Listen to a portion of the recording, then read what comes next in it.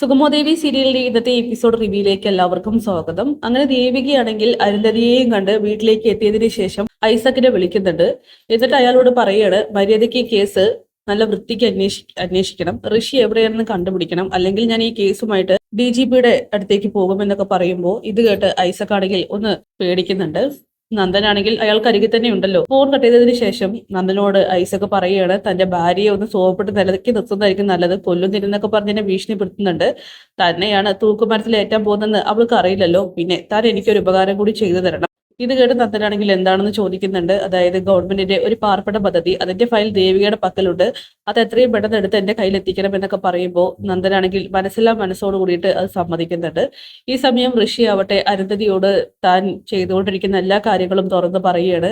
ഒരിക്കലും ഒന്നും ചെയ്യണ്ട, എനിക്ക് നിന്നെ ജീവനോടെ കിട്ടിയല്ലോ, അത് മാത്രം മതി. പിന്നെ അവർ ഏതു തരത്തിലായാലും ചന്ദ്രോത്തുകാര് അനുഭവിച്ചു കഴിഞ്ഞു, ഇനി ആരോട് പക വീട്ടാനോ അത് തീർക്കാനൊന്നും നടക്കേണ്ട മോനെ, മതി, എല്ലാം നിർത്താം, പകയും വൈരാഗ്യവും ഒന്നും വേണ്ട, നിനക്ക് ഒരു ഭാവിയുണ്ട് എന്നൊക്കെ പറഞ്ഞ അരുന്ധതിയാണെങ്കിൽ അവൻ അതിൽ നിന്നും പിന്തിരിപ്പിക്കാൻ നോക്കുന്നു. അമ്മ ഞാൻ പറയുന്നത് കേട്ടാൽ മതി, എന്റെ കൂടെ നിൽക്കണം, അമ്മയുടെ കൂടെ സമാധാനത്തിന് വേണ്ടിയിട്ടാണ് ഞാനിതിന് ഇറങ്ങി തിരിച്ചിരിക്കുന്നത്. എല്ലാവർക്കും ഓരോ ലക്ഷ്യങ്ങളുണ്ട്, അതെല്ലാം ചന്ദ്രോത്തിനെ തകർക്കുക എന്നുള്ള ഭാഗത്തിലേക്കാണ് അവസാനം എത്തി നിൽക്കുന്നത്. അതുകൊണ്ട് മാത്രമാണ് ഞാൻ ഇതിന് കൂട്ടു നിൽക്കുന്നത്. അമ്മയായിട്ട് ഇത് കൊളാക്കരുത്. ഞാൻ എന്തായാലും കുറച്ചു കാലത്തേക്ക് ഇങ്ങനെ മറിഞ്ഞും തെളിഞ്ഞൊക്കെ നടക്കും. അമ്മയെ കാണാനായിട്ട് ഇടയ്ക്ക് വരാം. അമ്മ ടെൻഷൻ അടിക്കാതെ ഇരിക്കെ, എനിക്കൊന്നും സംഭവിച്ചിട്ടില്ല എന്ന് അറിയിക്കാൻ കൂടി വേണ്ടിയാണ് ഞാൻ ഇവിടേക്ക് എത്തിയത്. എനിക്കറിയാം അമ്മ ഒരുപാട് വിഷമിച്ചതെന്നൊക്കെ പറഞ്ഞ് ഋഷിയാണെങ്കിൽ അരുന്ധതിയുടെ മനസ്സ് വരാനായിട്ട് ശ്രമിക്കുന്നു.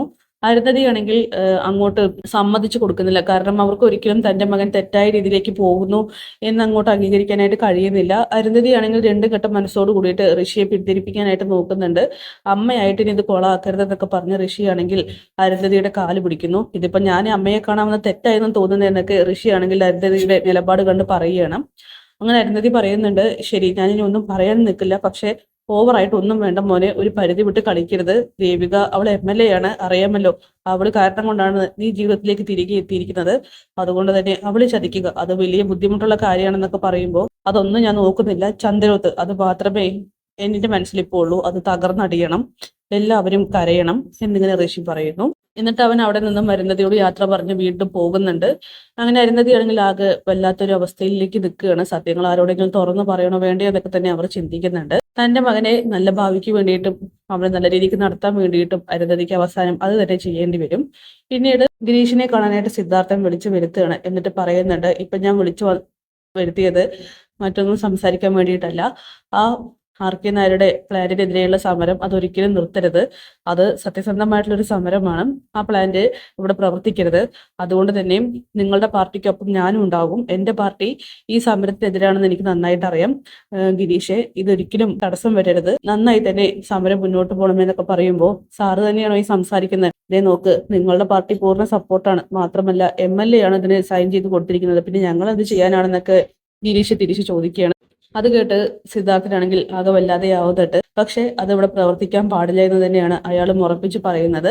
പിന്നീട് ഗിരീഷ് ആണെങ്കിൽ രജനി ഗർഭിണിയായതിന്റെ ഭാഗമായിട്ട് ചെറിയൊരു പാർട്ടിയൊക്കെ വീട്ടിൽ വെക്കുന്നുണ്ട്.